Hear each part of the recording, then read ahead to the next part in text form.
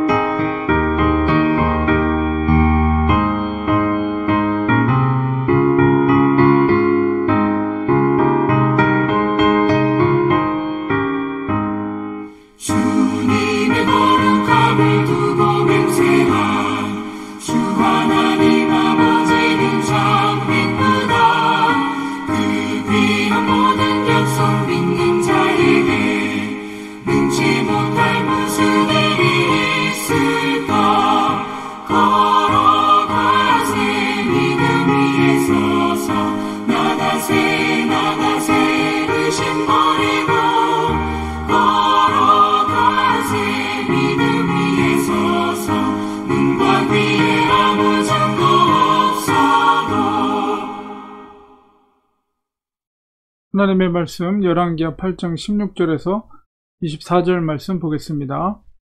이스라엘의 왕 아합의 아들 요람 제5년에 여호사밧이 유다의 왕이었을 때에 유다의 왕 여호사밧의 아들 여호람이 왕이 되니라. 여호람이 왕이 될 때 나이가 32세라.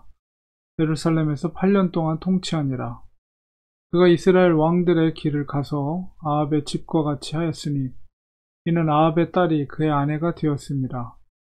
그가 여호와 보시기에 악을 행하였으나 여호와께서 그의 종 다윗을 위하여 유다 멸하기를 즐겨하지 아니하셨으니 이는 그와 그의 자손에게 항상 등불을 주겠다고 말씀하셨음이더라.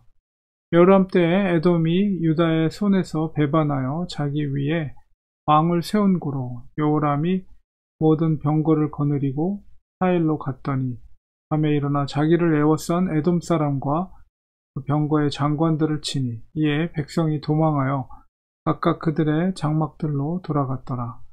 이와 같이 에돔이 유다의 수하에서 배반하였더니 오늘까지 그러하였으며 그때 림나도 배반하였더라. 여호람의 남은 사적과 그가 행한 모든 일은 유다 왕 역대지략에 기록되지 아니하였느냐. 여호람이 그의 조상들과 함께 자매 그의 조상들과 함께 다윗성에 장사되고 그의 아들 아하시아가 대신하여 왕이 되니. 열왕기하 8장 16절에서 24절까지의 말씀 속에서는 엘리사의 사건이 오랫동안 기록되어 있다가 남쪽 유다의 왕, 그러니까 여호사밧 왕이 굉장히 선왕으로 나라를 잘 통치했죠. 그런데 그의 아들 여호람에 대한 기록이 오늘 본문 속에 있습니다. 전왕이 하나님을 경외하고 나라를 잘 통치한 반면에 그의 아들 여호람은 32세에 왕으로 등극해서 예루살렘을 8년 정도 다스리게 됩니다. 우리 그 통치 시기가 이렇게 대체적으로 악한 왕들은 짧거든요. 특별히 이제 남쪽 유다는 다윗의 혈통인데도 불구하고 8년 정도 통치하게 됩니다. 18절에 있는 것처럼 그는 이스라엘의 왕들의 길을 갔다, 이렇게 기록하고 있어요. 이스라엘의 왕들의 길이라고 하면 북쪽 이스라엘은 거의 대부분이 하나님을 어떤 뜻, 하나님의 말씀대로 나라를 통치한 것이 아니라 자기의 욕심대로, 자기의 임의대로 나라를 통치했어요. 이스라엘의 왕들의 길을 걸어갔다는 것은 다윗의 혈통임에도 불구하고 여호람이 그런 악한 길을 걸었다는 것을 의미하고 있습니다. 그래서 이제 결혼도 아합의 딸과 결혼을 하게 되고, 우리가 아내를 누구를 어떤 여인을 맞이하냐는 것은 그 사람의 신앙의 색깔을 나타내게 되고, 또 여인이 악한 여인이 또 잘못된 여인이 들어오게 되면 그 가정이 온전히 설 수가 없죠. 그러니까 아합의 딸이 얼마나 그 악하겠어요. 그리고 또 여호람도 하나님의 뜻대로 행하지 않고 이스라엘의 왕들의 길로 걸었다. 이런 것을 통해서 그가 하나님의 뜻대로 남쪽 유다를 통치하지 않았다는 것을 알게 되고, 그 증거들은 이제 계속해서 나타나는 것은 바로 나라의 국력이 쇠약해지는 거예요. 항상 에돔은 왕이 세워지지 않고 유다에 종속돼서 유다의 통치를 받았는데, 힘이 약해지니까 에돔이 이제 독립을 선언하고 왕을 세우고, 그 다음에 에돔뿐만 아니라 다른 지역의 그 어떤 그 세력들이 림나도 22절에 보니까 배반했다, 이렇게 하는 것을 통해서 여호람이 얼마나 나라를 잘못 다스리고 있는가를 우리가 알 수가 있죠. 그래서 우리가 여호람 왕의 유다의 통치를 기록하고 있는데, 역사책에도 역시 그의 어떤 좋은 점들 혹은 그가 이룬 업적이나 이런 건 거의 나타나지 않고 오히려 국력이 약해진 그런 부분을 나타내고 있습니다. 그럼에도 불구하고 그 유다 자손의 등불을 하나님이 주셨다. 항상 등불을 주겠다고 말씀하셨다. 이거 뭐냐면 다윗과 맺은 다윗 언약을 하나님이 성실하게 수행하고 있는 거죠. 다윗의 그 언약 가운데 하나님이 성실하게 수행하고 있지만, 그리고 그의 아버지가 그래도 전왕으로서 나라를 잘 통치했지만, 아무리 혈통이 좋고 또 아버지가 하나님을 잘 경외하는 왕이라 할지라도 다 잘 되는 거 아니다. 우리가 이것을 볼 수가 있죠.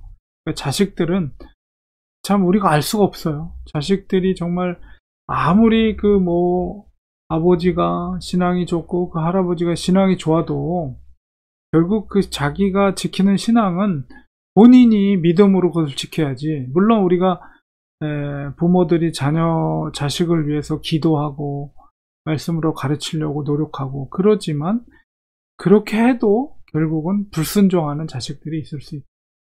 우리가 꼭 무슨 1대, 2대, 3대, 물론 그게 축복된 어떤 믿음의 유산들을 잘 이어주면 축복된 것이지만, 그것이 또 절대적인 기준이 될 수는 없다는 것을 또 우리도 생각하면서 항상 우리가 자녀들을 위해서 기도하는 부모 역할을 감당하지만, 그 자녀들의 그 믿음은 결국 본인들이 하나님 앞에 1대1로 말씀을 순종하고 하나님을 만나고 그 속에서 믿음을 지켜갈 때 그 축복을 받을 수가 있는 거죠. 그런데 이 여호람은 그렇지 못했다는 것을 우리가 알 수 있어요. 너무나도 좋은 혈통 가운데 있었음에도 불구하고, 그리고 좋은 아버지 믿음의 그 아버지 아래에 있었음에도 불구하고 결국 그는 하나님의 뜻대로 순종하는 왕이 아니라 악한 길을 걸었다는 것을 보게 됩니다. 그래서 우리가 자녀들을 위해서 우리가 늘 기도하는 부모 역할을 감당하긴 하지만, 그러나 그 믿음은 부모가 결정하는 것이 아니라 그 자녀들이 바로 하나님과의 관계 속에서 그것을 지켜가는 것이다 라는 것을 우리가 또 기억해야 되겠습니다. 기도하겠습니다.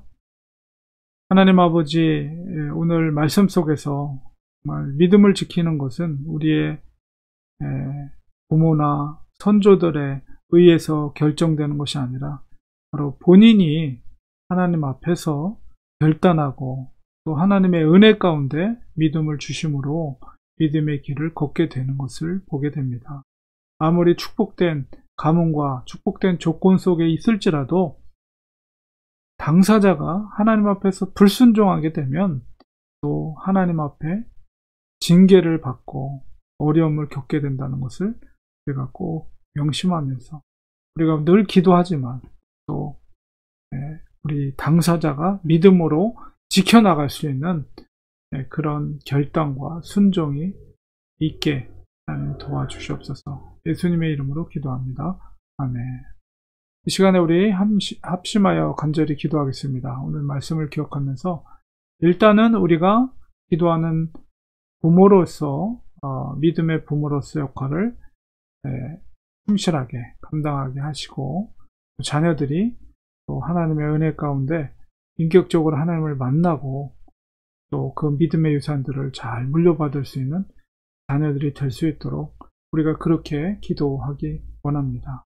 우리가 믿음의 가문에서 태어나는 것은 축복이죠. 그러나 그렇다고 해서 그것이 절대적으로 모든 사람들이 그런 축복을 받는 것은 아니에요.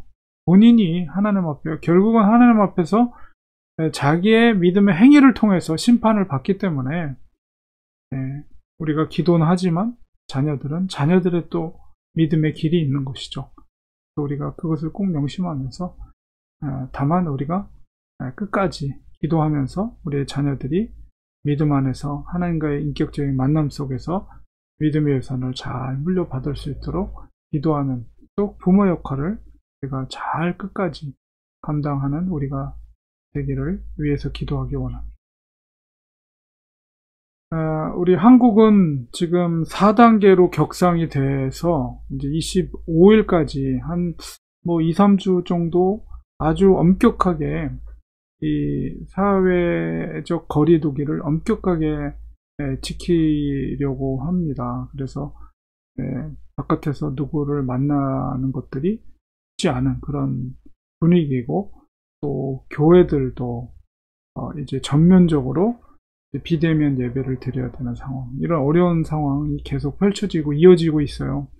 그래서 아주 이 코로나로 인해서 정말 힘들고 어려운 시기를 정말 지내고 있습니다. 우리 성도님들도 미국도 역시 마찬가지로 백신을 통해서 뭔가 희망의 메시지가 생기고 소망이 생겼는데 갑자기 또 무슨 변이 바이러스, 델타 변이 바이러스, 이런 것들로 인해서 계속해서 어려운 시기를 우리가 보내고 있습니다. 이런 어려운 시기 가운데 믿음을 끝까지 지키고 오히려 하나님 앞에 굳건한 믿음으로 우리가 믿음 생활을 게을리지 하지 않고 잘 지켜나갈 수 있도록 위해서 우리 기도하기 원합니다. 우리 성도들의 가정을 위해서, 자녀를 위해서, 특별히 몸이 약한 성도들을 위해서 합심하여 간절히 통성으로 기도 올려드리도록 하겠습니다.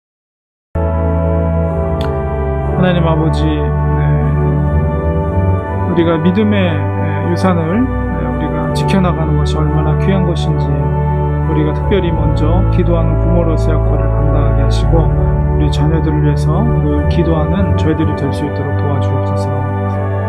우리가 자녀들을 위해 기도하는 것은 우리 자녀들이 인격적으로 하나님을 만나고 하나님의 살아계심을 깨닫고 그 삶을 하나님께 헌신하며 믿음의 유산들을 잘 물려받아서 정말 하나님의 영광과 하나님의 나라를 위해서 귀하게 쓰임받을 수 있는 우리 자녀들이 되도록 하나님 은혜를 베풀어 주시고 축복해 주셨기를 간절히 바라고 합니다. 우리가 끝까지 인내하며 기도하는 봄의 역할을 감당하게 도와주시옵소서.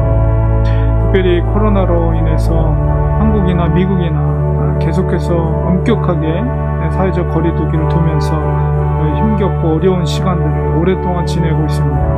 하나님, 이럴 때일수록 우리가 게을리하지 않게 하시고 믿음을 반석 같은 믿음으로 지켜나갈 수 있는 저희들이 될 수 있도록 하나님 도와주시옵소서. 흔들림 없이 믿음으로 걸어가는 저희들 될 수 있도록 주님 지켜주시옵소서. 아버지, 우리 성도들의 가정을 지켜주시고 일터를 지켜주시고 자녀들을 주님께서 축복해주시고 붙들어 주시옵소서. 가정마다 하나님 앞에 간절히 기도하는 기도의 제목들마다 하나님 응답해 주시고 도와주셔서 살아계신 하나님, 역사하신 하나님, 만물의 주관자 되시는 하나님, 그 하나님의 도우심을 통해 하나님께 영광을 드릴 수 우리 성도들 되게 도와주시옵소서. 특별히 몸이 연약한 성도들을 기도합니다. 주님 붙들어 주시고 은혜를 베풀어 주셔서 아버지, 연약한 몸을 하나님 강하게 하시고 건강으로 붙잡아 주시고 아버지, 정말 하나님 건강하게 회복되는 은혜를 베풀어 주시옵소서. 하나님의 도우심의 은혜 가운데 아버지 하나님께 감사드릴 수 있는 우리 성도들 되게 인도하여 주시옵소서. 우리 렌치 하나님께 사랑해 주시고 우리 교회가 믿음의 교회, 하나님의 생명력이 살아있는 교회, 복음이 꿈틀거리는 교회, 복음을 전하는 교회, 예수 그리스도의 증인된 삶을 사는 교회가 되도록 축복하여 주시옵소서. 예수님의 이름으로 간절히 기도드립니다. 아멘. 이 시간에 우리 축도로 예배 마치도록 하겠습니다. 이제는 예수 그리스도의 은혜와 하나님 아버지의 크신 사랑하심과 성령님의 감화 감동 교통 위로 충만하신 역사가 우리 사랑하는 성도들 머리 위에, 가정 위에 지금부터 영원까지 함께 계실지어다. 아멘. 네. 예배를 마쳤습니다. 오늘 금요일입니다. 또 한 주가 갔는데요. 내일은 토요일 또 예배 자리에서 뵙도록 하겠습니다. 저는 이제 오늘이군요. 오늘 제가 처음으로 진단 건강검진을 맡았습니다. 결과는 이제 우편으로 날라온다고 하더라고요. 그래서 중앙대 병원에서 건강검진을 잘 마쳤습니다. 그리고 아내는 계속해서 이제 몸을 추스리면서 이제 앞으로 이제 치료 과정이라든가 아니면 의사와의 관계 속에서 이식 수술이 진행이 되는 일정이라든가 이런 모든 것들을 이제 준비하기 위해서 이제 검사를 합니다. 그래서 그 모든 것들을 진행 가운데 잘 될 수 있도록 우리 기도해 주시면 고맙겠습니다. 내일 아침 또 예배 자리에서 뵙도록 하겠습니다. 항상 고맙고 감사합니다.